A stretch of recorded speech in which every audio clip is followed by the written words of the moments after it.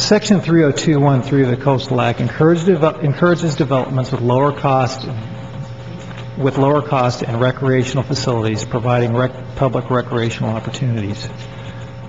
The redevelopment of existing marinas that will be authorized under this PWP amendment will likely result in an increase in slip fee rentals and a reduction in the number of lower-cost boat slips in the harbor.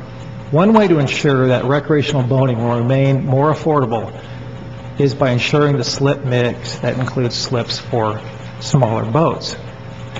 Additionally, the provision for lower-cost boating opportunities will provide mitigation for the inevitable increase in slip fees as marinas are rebuilt. The Vintage Marina PWP amendment and notice of impending development included an annual contribution of an amount equal to 75% of an annual rent chargeable for two 35-foot boat slips to the county or a county-approved nonprofit organization. The subject amendment, as proposed, did not include any policies regarding low-cost boating opportunities that would apply to other marinas on a harbor-wide basis. The Harbor Department subsequently proposed to include a policy which would require the marina development projects to include an in lieu fee to provide lower-cost boating opportunities. In order to ensure the provision of low-cost recreational boating opportunities, staff is recommending Policy 12 and suggested modification 17.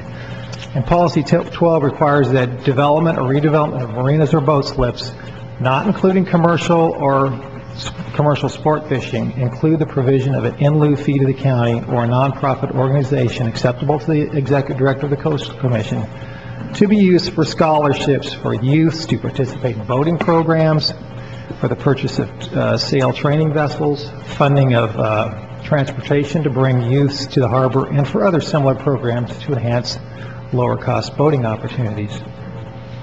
Staff is recommending a change to Policy 12 and suggested modification 17 that is in your second addendum distributed this morning.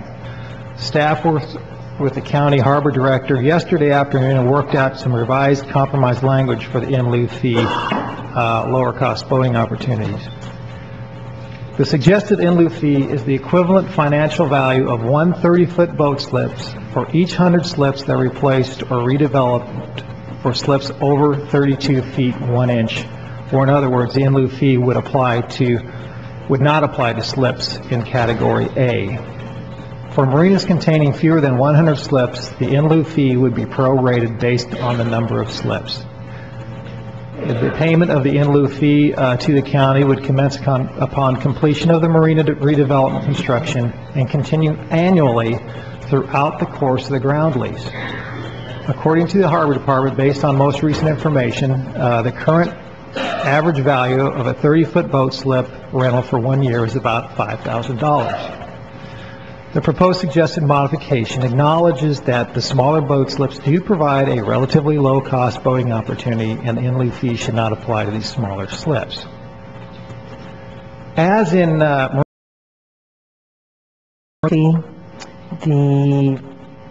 modification that requires it be the size of a 30-foot slip, and it indicates that it's $5,184. Is there a projection of what the total in lieu fees would be in a given annual time frame? Our rough estimate in today's dollars with a rebuild of the entire harbor, again, Lynn Krieger, Harbor Department, would be around $500,000 a year. Okay. And my next question is to staff. The requirement for an annual reporting of how these in lieu fees have been applied and the nature of the scholarships, is there a requirement that the county submit a plan to you from the start, for instance, how they are shaping up the scholarship program so that the staff and the commission have some consideration as to how the program is designed? Yeah. Through each notice of impending development, there's a requirement that they have to provide an annual report.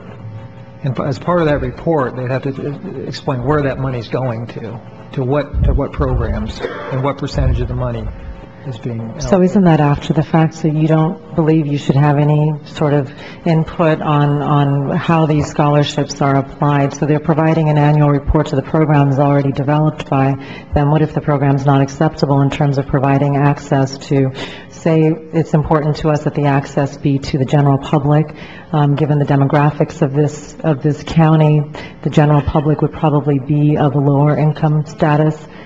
Would we not want to have any impact on that, or you're just receiving the after-the-fact reporting and then commenting? I guess it's a good point. We'd be receiving the after-the-fact reporting at this point. There could be a provision that would require that analysis be done up front as part of each notice of impending development. I think that would be important. I think it's pointless to have an after-the-fact reporting. We can certainly make that part of our recommendation as part of the lower cost voting, provide that. And that the program itself actually uphold the Coastal Commission's desire to provide greater access, and actually beyond what is there currently. Right now, if you look at the marinas in Long Beach, I represent a marina community, and it isn't the general demographics of my city that actually negotiates and navigates the marinas. And so it would be my interest to see the unusual patrons, those that don't typically have that opportunity to be recipients of these scholarships, not necessarily marina liveaboards or people that normally would have access to that area or could afford that. So that would be important.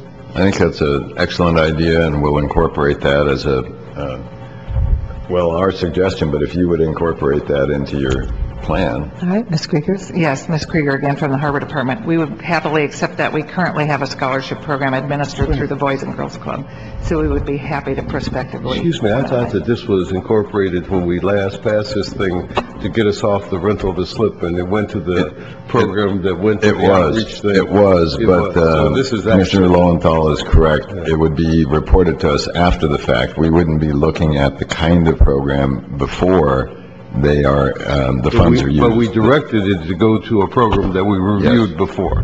Okay. So it really isn't really after the fact, but it's okay. Well, I understand where you're going. Why are you raining on my parade?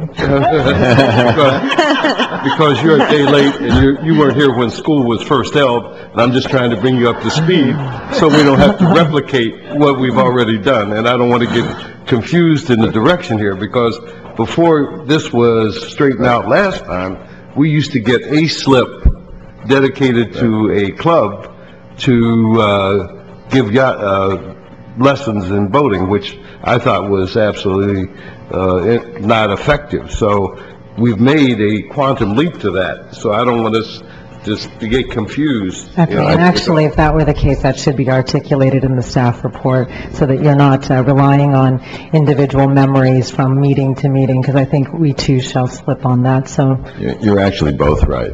We'll take care of it. Hey, man, you're losing your trip to Florida.